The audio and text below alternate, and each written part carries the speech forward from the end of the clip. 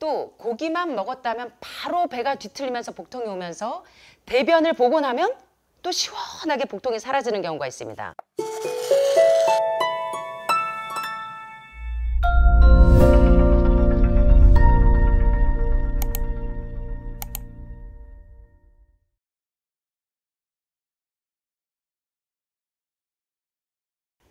자, 이번 시간에는요, 장누수 증후군으로 비롯되어지는 여러 가지 징후나 증상들에 대해서 조한경 선생님의 환자혁명 가운데 있는 책 내용 가운데 있는 장누수 증후군에 대한 부분을 리뷰해서 살펴보도록 하겠습니다. 자, 특별히 장누수 증후군이 있을 때 어떤 증세가 오는지 한번 공부해 볼까요? 자, 설사나 대변을 자주 본다면 무슨 증세를 의심해야 할까요? 예, 일부에서 공부하셨죠? 장점막누수 증후군의 의심 증상들을 한번 살펴보도록 하겠습니다. 자가면역 질환은 없는데 장점막누수 증후군을 의심해 볼 만한 증상이 몇 가지가 있습니다. 요게 진단되어지면 내가 리키거 신드롬이야? 라고 의심하셔도 가능합니다.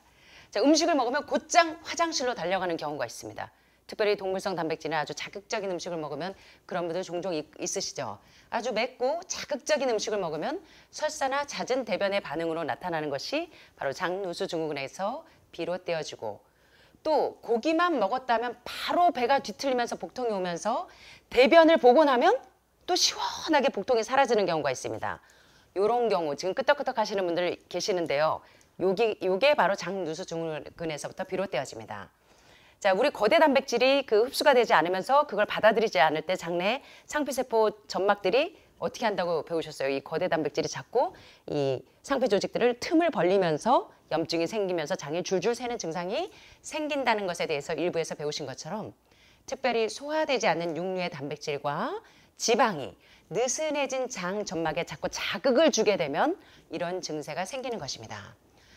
자, 밀가루 음식에 민감한 반응을 보인다면 탄수화물 중독증 앓고 계시는 분들 많죠. 특별히 피자나 오늘 하루 동안 빵 좋아하시는 여러분들의 다양한 좋아하는 그 빵 종류를 드시지 않으면 하루가 안 넘어가는 분들이 있어요. 자, 그래서 밀가루 음식에 굉장히 민감한 반응을 보인다면 이것은 지방이나 단백질 같은 분자량이 큰 물질이 아니라 분자량이 아주 작은 물질에도 반응하는 것이기 때문에 밀가루에 반응이 오시는 분들은 이미 장누수 증후군이 심각하게 진행되고 있다고 봐도 과언이 아니라는 것입니다. 적극적인 치료가 필요한 상태일 수 있고요. 변비와 어쩔 때는 변을 며칠 동안 못 보시고, 어쩔 때는 막 설사가 쭉쭉쭉쭉 하시고, 변비와 설사가 반복되는 이 과민성 대장 증후군도 장점막누수 증후군이 원인으로 비롯되어지고, 얼마 먹지도 않았는데 헛배가 불러요. 물만 마셔도 헛배가 부르거나 실제로 배가 점점 나오는 증상도 역시 장누수 증후군에서 비롯되어집니다. 그리고 계속 아주 쉬어도 피곤합니다. 만성 피로에 시달리거나 또는 피부 질환이 계속 무슨 꽃가루 알레르기처럼 계속 올라왔다 내려왔다 피부에 막 이런 망고 알레르기처럼 피부에 계속 알레르기가 오시는 분들이 있어요. 이런 분들도 대개 장점막누수 증후군일 가능성이 상당히 많다는 것입니다. 자, 그래서 장점막 증후군의 여러 가지 징후들과 또는 증상들을 살펴보자면, 성인에게서 나타나는 징후와 증상은 다이아리아, 설사 쭉쭉쭉쭉 해대는 거, 또는 버티그, 심각한 피로감들, 웨일로스, 체중이 살이 자꾸 안 쪄요 하고 댓글 다시는 분들 많아요. 먹어도 살이 안 쪄요 라고 댓글 다시는 분들, 거의 장누수 증후군일 가능성이 높다는 것입니다.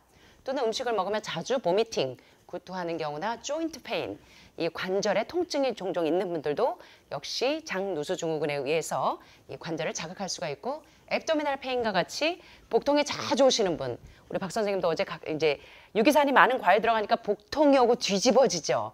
간의 결석이나 담석이나 신장에 결석이 있는 분들, 이 유기산이 많은 것들이 들어갈 때 장을 자극하니까 장누수군 증세가 이렇게 발병이 될 수가 있습니다. 그래서 이런 경우에는 앱도미널 페인처럼 복통이 자주 오시는 분들도 역시 장누수 증후군일 가능성이 높다는 것입니다. 자, 여기 보시는 것처럼 아까 3세 이하에서부터 이미 아이들이 먹는 우유나 분유에서부터 우리 아이들이 아토피와 알레르기를 유발하는 것은 장점막누수 증후군에서부터 비롯되어지는 경우가 많다는 놀라운 사실에 대해서 일부에서 공부했습니다. 자, children under 2 years old. 2세 이하의 아이들에게서 한번 보세요. 장누수 증후군이 어떻게 오냐면 우리는 그냥 애기들이 우유 먹고 그냥 토하는 줄 알았는데 저기 보니까 swollen belly, 배가요 볼록 튀어나왔어요. 애기들이 배가 볼록 튀어나온 애기들 있죠. 또 unable to grow, 성장이 잘 안 되는 아이들이 있습니다. 거의 장누수 증후군일 가능성이 높습니다.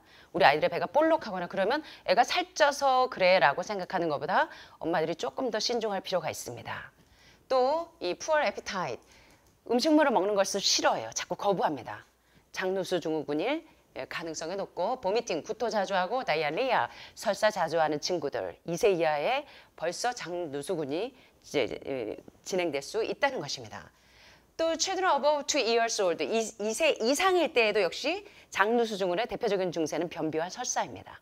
변비와 설사가 작고 short stature, 키가 안 커요. 키가 작아요. 키가 작고 성장이 안 되는 애들도 사실은 장누수 증후군에 의해서 영양소, 비타민, 미네랄, 칼슘 이런 애들이 흡수가 잘 안 돼요. 그럴 가능성이 높고 delayed puberty, 사춘기가 계속 지연돼요.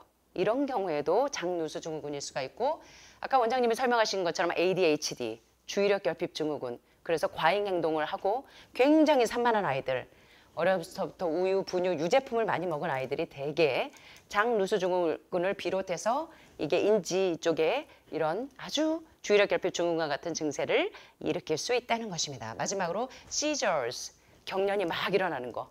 물론 이제 갑상선이나 부갑상선 절제하시면서 이 경련이 일어나는 거 마그네슘 이 흡수가 안 되면서 그런 분들이 있는데 경련 얘기가 나왔으니까 말씀드리겠지만 몸에 자주 이렇게 전율이 오고 항암 오래 하신 분들이 막 저리고 막 이러실 때 그때 여러분들이 캐슈넛이나 브라질넛이나 그런 아주 좋은 마그네슘을 섭취하시면 그 증세가 없어지죠. 그래서 이제 그런 것들을 잘 활용하시면 됩니다. 그래서 오늘 이제 저와 함께 이번 시간에 살펴보신 내용은 장누수 증후군으로 비롯되어지는 여러 가지 증세들을 살펴보았는데 대표적인 증세가 뭔 것 같으세요, 여러분? 대개 장누수 증후군으로 일어나는 게 설사, 변비, 계속 교차하죠. 그리고 성장이 지연되기도 하고 여러 가지 반응들을 살펴봤습니다. 그래서 우리의 자녀들이나 또 우리들에게 이런 경험이 있다면 장누수 증후군을 의심해 보기를 바랍니다.